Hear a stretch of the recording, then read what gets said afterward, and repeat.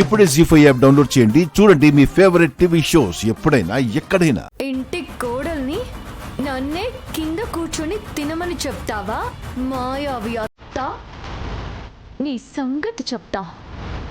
కొడితే కుంభస్థలాన్నే కొట్టాలి. ఆ కుర్చీ ఈ కుర్చీ ఎందుకు? అధిష్టాన కుర్చీలోనే కూర్చుంటాను.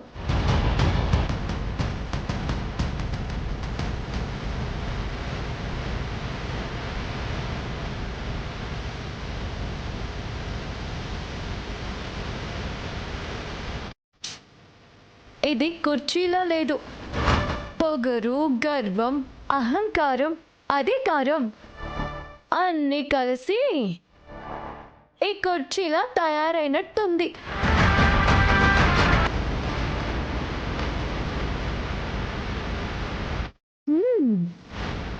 అమ్మా అమ్మా అమ్మా, ఏంటమ్మా ఈ కుర్చీలో కూర్చున్నారు? ఏ ఇది కుర్చీ కాదా? నేను కూర్చోకూడదా? అది మహాలక్ష్మి గారి కుర్చీ అమ్మా, అందులో ఎవ్వరూ కూర్చోకూడదు. అమ్మగారు చూస్తే పెద్ద గొడవ అవుతుందమ్మా. ఏం పర్వాలేదు, నేను ఇక్కడే కూర్చొని టిఫిన్ తింటాను. వద్దమ్మా, నా మాట వినండమ్మా. ఎవరూ చూడకముందే లేవండమ్మా. మీ మంచి కోరి చెప్తున్నానమ్మా.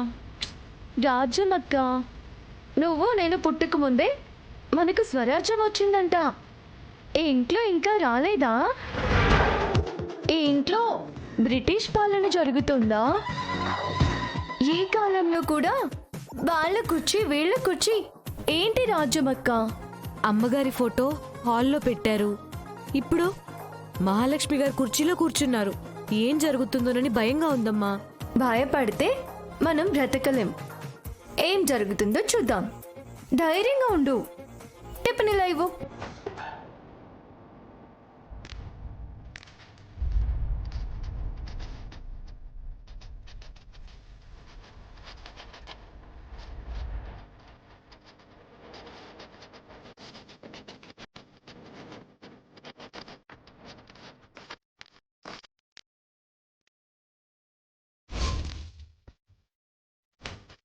ఏ సీత, నువ్వు ఆ చైర్లో కూర్చున్నావేంటి?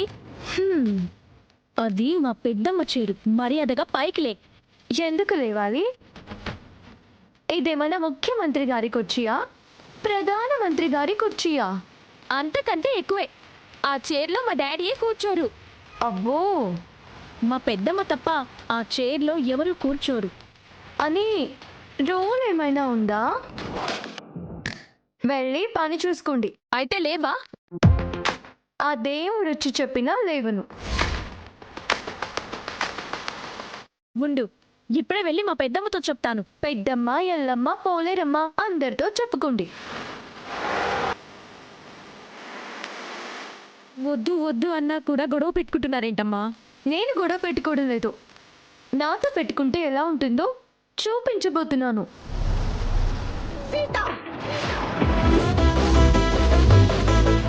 ఎవరది? ఓ మహాలక్ష్మి అత్తయ్య. రాజమ్మక్క, అత్తయ్య వాళ్ళు వచ్చారు. టిఫిన్ పెట్టు. సీత, మర్యాదగా నా చైర్లోంచి పైకి లే.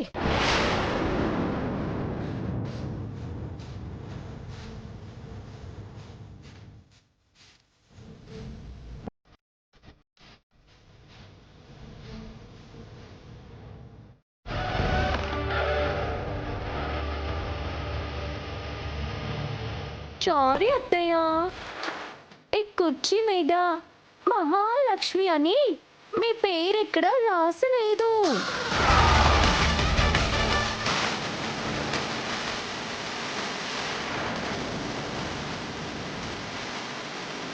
నీకు ఎంత ధైర్యం ఉంటే నా చైర్లోనే కూర్చుంటాం? కూర్చోడానికి కుర్చీ ఉంటే చాలు, ధైర్యం కూడా కావాలా? ఆ చైర్లో కూర్చోవాలంటే ఒక అర్హత కావాలి. అది ఎలాంటి అర్హత మామయ్య? మహాకు ఉన్న అర్హత, అది మహాకు మాత్రమే ఉన్న అర్హత. ఏంటో ఆవిడ గారికి ఉన్న స్పెషాలిటీ. ఆ చైర్లో మహావతిని తప్ప ఎవరు కూర్చోకూడదు. అని మన కుటుంబ రాజ్యాంగంలో రాసిందా చిన్న మామయ్య?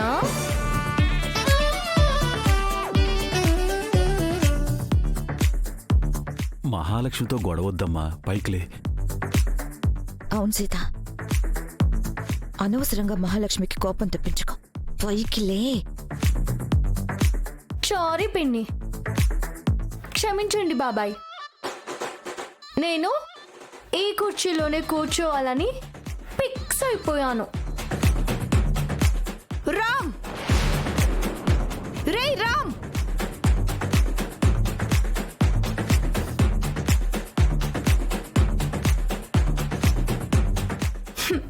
ఆయన ఇంట్లో లేరు అత్తయ్య, ఇందాకే ఆఫీసుకెళ్ళారు. అవును, గన్ తీసుకొచ్చారేంటి? పొద్దున్నే పిట్టల్ని కొట్టడానికి బయలుదేరారా?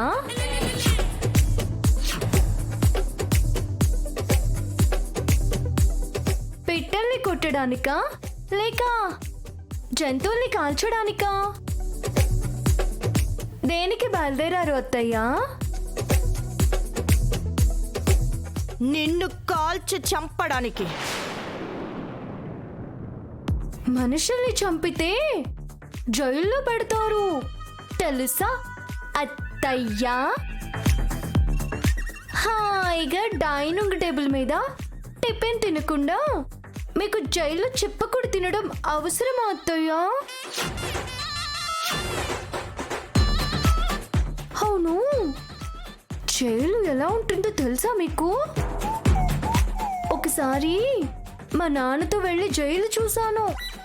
జైల్లో మీరు ఇలా ఉండడం కష్టం అత్తయ్యా.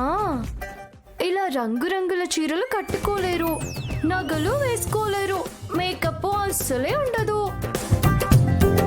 తెల్ల చీర కట్టుకొని జిడ్డు మొహం వేసుకొని చింపిరి జుట్టుతో చీపర్ పట్టుకుని అబ్బా మిమ్మల్ని అలా ఊహించుకుంటుంటే అయ్యో పాప అనిపిస్తుంది. మహాలక్ష్మితో వేళాకోళం వద్దు సీత, తనని రెచ్చగొట్టుకు. పులితోక పట్టుకుని స్వారీ చేయాలని చూడకమ్మా. మహాలక్ష్మి నిన్ను చంపి కేసు లేకుండా తప్పించుకుంటుంది. అంత చీన్ లేదు బాబాయ్. ఇప్పుడు చట్టం చాలా స్ట్రాంగ్ గా ఉంది. తప్పు చేస్తే పోలీసులు ఎవరినైనా తుప్పు రేగొడతారు. నా గురించి దీనికి పూర్తిగా తెలిసినట్టుగా లేదు. ఒకసారి చెప్పండి. చెప్పండి చెప్పండి, మా అత్తయ్య గారి చరిత్ర నాకు వినాలనుంది. నిప్పుతో నేషనల్ గేమ్ ఆడాలనుకోక సీత, మాడి మసైపోతావు. ఈ డైలాగు ఎక్కడో విన్నట్టుంది మామయ్య. ఏ సినిమాలో నుంచి కాపీ కొట్టారు? జీ5 యాప్ డౌన్లోడ్ చేసి అన్ని ఎపిసోడ్స్ పూర్తి ఉచితంగా చూడండి.